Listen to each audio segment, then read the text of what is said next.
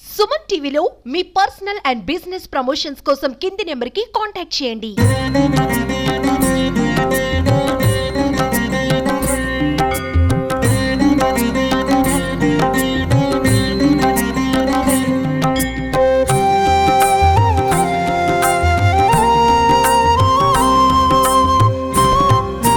Welcome to Suman TV. నేను మీ సుప్రసాద్. ప్రస్తుతం మనం అయితే ఒక ప్రసిద్ధ దేవాలయం అయితే ఉన్నాము. ఆ దేవాలయం పురాతన శివాలయం. ఈ ఆలయం అనకాపల్లి జిల్లాలోని గొలుగొండ మండల పరిధిలో గల ధారమఠం శివాలయం.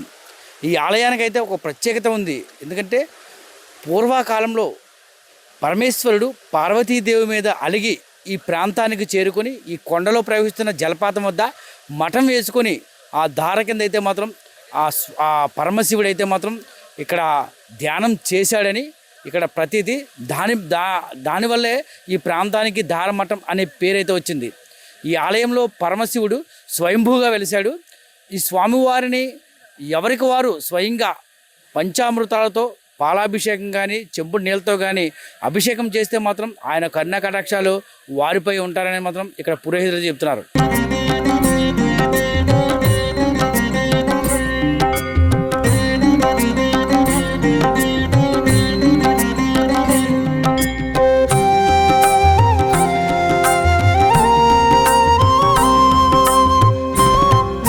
పరమశివుడు పార్వతీదేవిపై అలిగి కైలాసం నుంచి భూమండలానికి వచ్చినప్పుడు ఈ ప్రాంతంలో ఈ జాలువారే జలపాతం ప్రాంతంలో అయితే మాత్రం ఈ వాగు దగ్గర అయితే మాత్రం ఏదైతే జలధార పడుతుందో ఆ ధార కింద ఆ పరమశివుడు మఠం వేసుకొని అయితే మాత్రం తన ధ్యానాన్ని అయితే ఇక్కడ కొనసాగించాడు. అందుకనే ఈ ప్రాంతాన్ని ధారమఠం అయితే మాత్రం పిలుస్తూ ఉంటారు. ఎందుకంటే ఇది ఎన్నో వనమూలికలను చూసుకుంటూ కూడా ఈ జలపాతం అయితే మాత్రం వస్తూ ఉంటుంది.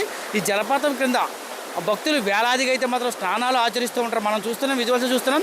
ఈ జలపాతం అంతా కూడా ఆ కొండ వాగుల నుండి ఇదంతా కూడా స్వచ్ఛమైన నీరుతో పాలవలే ఒక నొరలాగా అయితే మాత్రం అలా స్వచ్ఛమైన నీరు అయితే వస్తూ ఉంటుంది.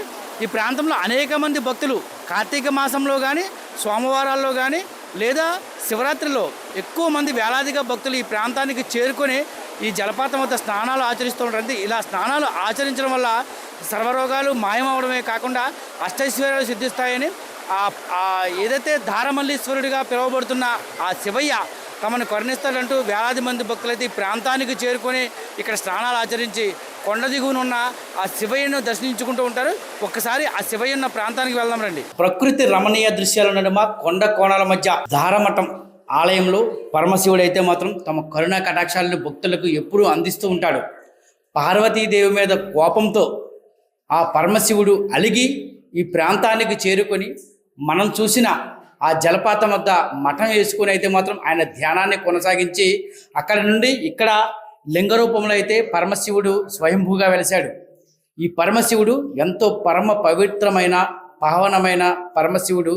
భక్తులు వారు అడిగిన కోరికలను అయితే మాత్రం ఆయన తీరుస్తూ ఉంటాడు. మనం చూస్తున్నాం, పరమశివుడు చిద్విలిసంగా నవ్వుతూ 3 కళ్ళతో మనకైతే మాత్రం ఆయన కరుణ కటాక్షాలు మనపై ఉన్నాయంటూ చూపిస్తున్నాడు. పక్కనే ఆ పార్వతీదేవి కూడా ఇక్కడ కొలువై ఉంది. అంటే ఆ పరమశివుడి కోసం అలిగి వచ్చిన ఆ సమయంలో ఆ పార్వతీదేవి కూడా ఆ శివుడి కోసం వెతుకుతూ ఇక్కడికైతే ఈ ప్రాంతానికి చేరుకుందని చరిత్ర అయితే చెబుతుంది.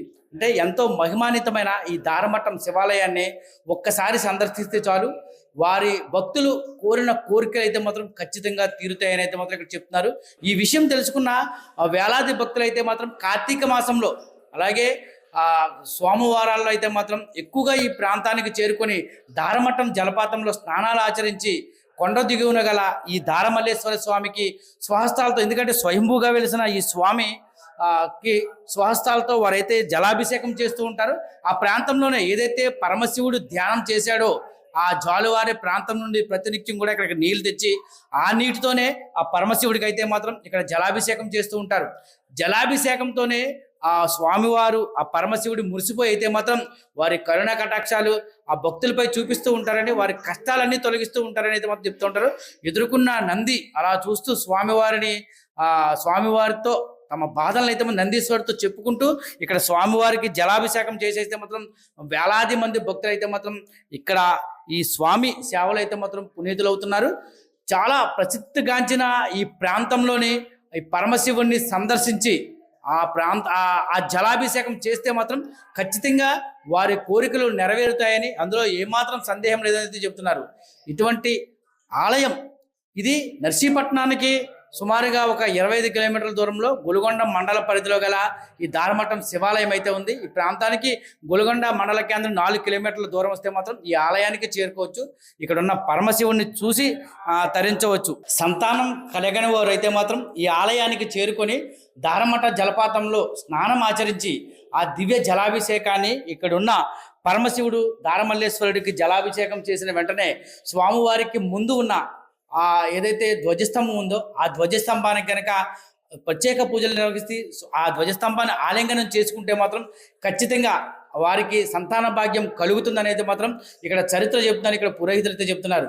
అంటే ఎంతో మహిమాన్వితమైన ఈ ఆలయం సంతానానికి కానీ అటు మానసిక సమస్యలు ఉన్నా సరే, ఎటువంటి బాధలు ఉన్నా ఆ బాధలన్నింటినీ కూడా ఈ దారమల్లేశ్వరుడు జలాభిషేకం చేసిన వెంటనే ఆయన కరుణ కటాక్షాలతో ఆ బాధలన్నీ తొలుగుతాయని అయితే మాత్రం ఇక్కడైతే మాత్రం భక్తులు అనేక మంది చెబుతున్నారు. వేలాదిగా ఈ విషయం తెలుసుకున్న అనేక మంది భక్తులు ఈ ప్రాంతానికి చేరుకొని ఇక్కడ దారమల్లేశ్వరుడికి అయితే ప్రత్యేక పూజలు అయితే నిర్వహిస్తున్నారు. ఇక్కడ ప్రత్యేకంగా దారమల్లేశ్వరుడు అనే స్వామి సాక్షాత్తు కైలాసం నుండి దిగొచ్చి పార్వతీదేవి మీద అలిగి దిగొచ్చి ఇక్కడ దారమల్లేశ్వరుడిగా వెలిశాడు. ఆ స్వామిని దర్శించిన వారికి, ఇక్కడ పుణ్యస్థలంలో ఈ స్థానం ఆచరించిన వారికి పరమ పవిత్రంగా కలిగి అన్ని కూడా ఆయుర ఆరోగ్యాలు, విజయ అభయాలు అన్ని కూడా కలిగి సంతోషంగా చూస్తున్నాడు. ఇక్కడికి మేము 3 సంవత్సరాలు బట్టి దగ్గర 3 సంవత్సరాలు బట్టి మేము వస్తున్నాం. ఇప్పుడు వచ్చి మేము అనుకున్న మొక్కులన్నీ కూడా తీరుతున్నాయి. ఇక్కడ అభిషేకం చేసిన వారికి పెళ్లిళ్ళు అవనోళ్ళకి పెళ్లిళ్ళు, పిల్లలు పుట్టినోళ్ళకి పిల్లలు, భార్యాభర్తల సంకల్పం ఏదున్నా సరే, చిక్కుముళ్ళున్నా సరే, ఏదన్నా స్వామివారి పాదాల దగ్గర అభిషేకం చేస్తే, రుద్రాభిషేకం చేస్తే అన్ని కూడా సకల పాపాలు కూడా తొలుగుతున్నాయి. ఇక్కడ ప్రత్యేకమైనది ఏంటంటే ఇక్కడ దారమల్లేశ్వరుడు అనేది ఒక ప్రత్యేకం. ఇక్కడ నుండి మనకి నీరు ఎక్కడ కూడా ఇలాగ రాదు. ఒక మోటార్ కొట్టిస్తాం, ఒక బోరు కొట్టిస్తాం, కానీ ఇక్కడ స్వయంగా వెలిసిన దారమల్లేశ్వరుడు కాబట్టి ఇక్కడ వాటర్ చాలా పవిత్రమైంది. గంగ అంటే దారమల్లేశ్వరుడు అనే గంగ చాలా పవిత్రమైంది. ఇక్కడ రోగాలున్నా ఏమున్నా సరే కానీ, పరమ పవిత్రాలు ఏ పాపం చేసినా సరే కానీ, ఇక్కడ ఏదున్నా సరే కానీ అన్ని కూడా దారమల్లేశ్వరుడు తొలగిస్తాడండి. ఇక్కడ యావన భక్తులు కూడా రావాలి, మరీ రావాలి, మరీ వచ్చి ఇక్కడ మరీ గుడి కూడా చాలా ప్రబలంగా ఉంటుంది. శివరాత్రి నెల ముఖ్యంగా కార్తీక సోమవారాలు శివరాత్రి నెలలోని ప్రత్యేకంగా ఉంటుంది. ఇది నర్సీపట్నం నుండి ఇక్కడికి దారమల్లేశ్వరుడి గుడి కాడికి 30-20 బస్సులు వేయడం కూడా జరుగుతుందండి. ప్రత్యేకంగా ఖాళీ లేకుండా జరుగుతుందండి. ఇక్కడ 3 రోజుల పాటు చాలా నియమకంగా అన్ని కూడా పరమభక్తులు విదేశాల నుండి కూడా వచ్చి, టూరిస్టులు కూడా వచ్చి ఇక్కడ శివుని దర్శించుకోవడం జరుగుతుంది. సంకల్పం కూడా మొక్కుకున్న మొక్కులు కూడా తీరతాయండి ఖచ్చితంగానే. జై ఓం నమ శివాయ. ఈ దేవాలయం దారమఠం దేవాదాయ ధర్మాదాయ శాఖలోని ఈ దారమఠం గురుగుండ మండలం, విశాఖ అనకాపల్లి జిల్లా గురుగుండ మండలం దారపాలెంలో కలిసే దారమఠాన్ని ఈ స్వామి వెలిశారండి. ఈ దేవాలయం ఈ దారకొండని దారమల్లేశ్వర స్వామి మీద పార్వతీదేవి అలిగి వచ్చి, పార్వతీదేవి కైలాసంలో ఉన్న పార్వతీదేవి మీద దారమల్లేశ్వర స్వామి అలిగి వచ్చి ఈ దారకొండ మీద తపస్సు చేయడం జరిగింది. అలాగే అలా జరగడం వల్ల ఈ దారమఠాన్ని దారమఠముగా పిలువబడింది. అలాగే ఈ దారమల్లేశ్వర స్వామి మీద ఈ దారగంగతోని జలాభిషేకం చేస్తే స్వామివారి కోరిన కోరికలన్నీ తీర్చే దైవముగా ఈ స్వామివారి ప్రతి ఒక్కరు కూడా గోతనామాలు చెప్పించుకొని ఈ దారగంగా జలాన్ని స్వామివారికి అభిషేకం కార్యక్రమం చేస్తే వారి కోరిన కోరికలన్నీ స్వామి తీరుస్తాడని ప్రతీతి. అయితే ప్రతి ఆలయంలోని ధ్వజస్తంభం అనేది శివాలయంలో ఉంటుంది, కానీ ఈ ధ్వజస్తంభానికి అయితే ఒక ప్రత్యేకమైన ఇదైతే ఉంది. ఎందుకంటే ఈ ధ్వజస్తంభం సంతానాన్ని అనుగ్రహించే ధ్వజస్తంభంగా అయితే మాత్రం ఇక్కడ భక్తుల పాలిట విరాజిల్లుతూ ఉంది. ఎందుకంటే పూర్వకాలంలో ఎండోమెంటు ఆధీనంలోకి ఈ ఆలయం వెళ్ళకముందు అయితే మాత్రం ఒక తాటాకు పాకలైతే ఈ శివలింగం ఉండేది. సంతానాన్ని అనుగ్రహించే ఒక రాయి అయితే ఉండేది. దంపతులిద్దరికి ఆ రాయిని కట్టి వారైతే మాత్రం ఆ రాయిని తేల్చగలిగితే ఆ ఏడాది వారికి పిల్లలు పుడతారనేది ఒక చరిత్ర అయితే చెబుతుంది. ఆ నేపథ్యంలో అయితే ఎండోమెంట్ ఆధీనంలోకి వచ్చాక ఈ ఆలయంలోని ఆ రాయిని అయితే మాత్రం ఆ సంతానాన్ని కలిగించే సూచికగా చూపించే రాయి అయితే మాత్రం మనం చూస్తున్న ఈ ధ్వజస్తంభంలో అయితే కలిపి కట్టడం జరిగింది. అక్కడ పురోహితులు అయితే తెలిపారు. అప్పటి నుంచి కూడా ఈ ధ్వజస్తంభం సంతానాన్ని కలిగించే ఒక ధ్వజస్తంభంగా అయితే మాత్రం భక్తుల పాలిట ఇది విరాజిల్లుతూ ఉంది. నాటి నుండి నేటి వరకు కూడా వేలాది మంది భక్తులు పిల్లలు కలిగిన వారు ఎవరైనా ఉంటే మాత్రం ఈ ప్రాంతానికి ఈ ఆలయానికి చేరుకొని ఇక్కడ ఉన్న ధ్వజస్తంభానికి ప్రత్యేక పూజలు నిర్వహించి అనంతరం లోపల ఉన్న దారమల్లేశ్వర స్వామికి అయితే మాత్రం వారి స్వహస్తాలతో అయితే మాత్రం అభిషేకాలు చేస్తూ ఉంటారు. ఈ దారమల్లేశ్వర స్వామి ఆలయంలో మరొక ప్రత్యేకత ఏదంటే ఏదైతే పరమశివుడు ధ్యానాన్ని ఆచరించాడో ఆ జాలువారి ఆ జలపాతం అయితే మాత్రం ఈ ప్రాంతంలో ఈ కొండ పై భాగం నుండి అలా కిందకి వస్తూ ఉండగా మనం చూస్తున్న ఈ జలపాతం ఏదైతే ఉందో ఈ జలపాతం ఇలాగా ఈ కొండ ప్రాంతంలో అలా వెళ్తూ ఒక చోట మాత్రం మొత్తానికి ఈ జలపాతం అయితే అదృశ్యం అయిపోతుంది. అంటే మొత్తానికి ఆ నీరు ఎలా వెళ్ళిపోతుందో కూడా ఎవరికి తెలియని పరిస్థితి. అక్కడతో అయితే మాత్రం ఆ నీరు ఎవరికి కనిపించదు, అక్కడతో అదృశ్యం అయిపోతుంది.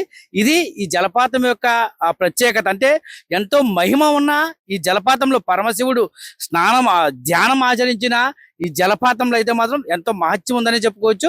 ఎందుకంటే ఎక్కడైనా సరే ఒక జలపాతం వెళ్తూ ఉందంటే అది ఎంత దూరం వెళ్తుంది అనేది తెలుస్తుంది. కానీ ఈ ప్రాంతంలో ఉన్న ఈ దారమల్లేశ్వర స్వామి ఈ దారమఠంలో ఉన్న ఈ ప్రాంతంలో జలపాతం అయితే మాత్రం ఒక చోటకి వెళ్ళేసరికి ఈ గుడి ఆవరణ దాటేసరికి మొత్తం ఆ వాటర్ అంతా కూడా ఏమైపోతుందో తెలియకుండా అదృశ్యం అయిపోతుంది. ఇదొక వింతనే చెప్పుకోవచ్చు.